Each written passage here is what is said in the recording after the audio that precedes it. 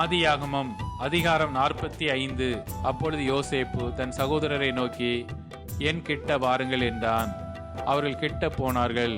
அப்பொழுது அவன், நீங்கள் எகிப்துக்கு போகிறவர்களிடத்தில் விற்று போட்ட உங்கள் சகோதரனாகிய யோசேப்பு நான் தான்.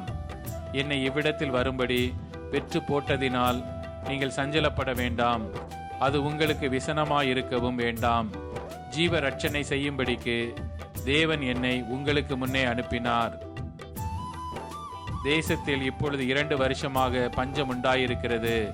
இன்னும் 5 வருஷம் உழவும் அறுப்பும் இல்லாமல் பஞ்சம் இருக்கும். பூமியிலே உங்கள் வம்சம் ஒழியாமல் இருக்க உங்களை ஆதரிக்கிறதற்காகவும் பெரிய ரட்சிப்பினால் உங்களை உயிரோடே காப்பதற்காகவும் தேவன் என்னை உங்களுக்கு முன்னமே அனுப்பினார்.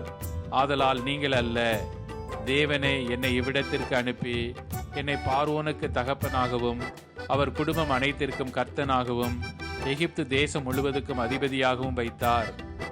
நீங்கள் சீக்கிரமா என் தகப்பனிடத்தில் போய், தேவன் என்னை எகிப்து தேசம் முழுவதுக்கும் அதிபதியாக வைத்தார், என்னிடத்தில் வாரும், தாமதிக்க வேண்டாம்.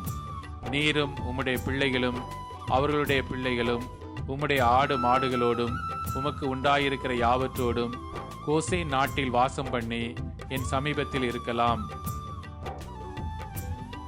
உமக்கும் உம்முடைய குடும்பத்தாருக்கும் உமக்கு இருக்கிற யாவற்றிற்கும் வறுமை வராதபடிக்கு அங்கே உம்மை பராமரிப்பேன்.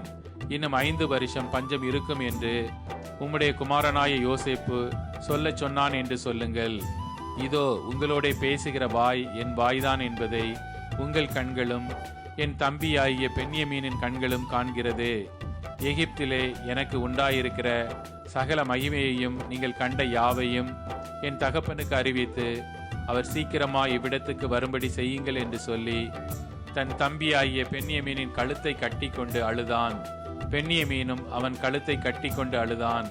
பின்பு தன் சகோதரர் யாவரை முத்தம் செய்து அவர்களையும் கட்டி கொண்டு அழுதான்.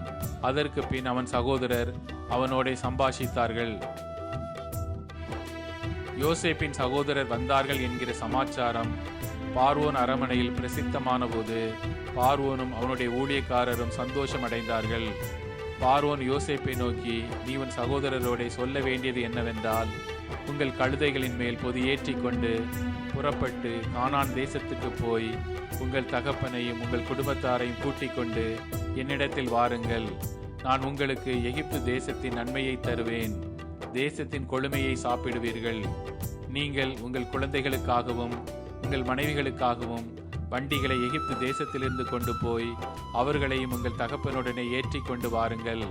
உங்கள் தட்டு முட்டுகளை குறித்து கவலைப்பட வேண்டாம். எகிப்து தேசமெங்குமுள்ள நன்மை உங்களுடையதா இருக்கும் என்று சொல்லச் சொல்லி உனக்கு நான் இட்ட கட்டளைப்படியை செய் என்றான்.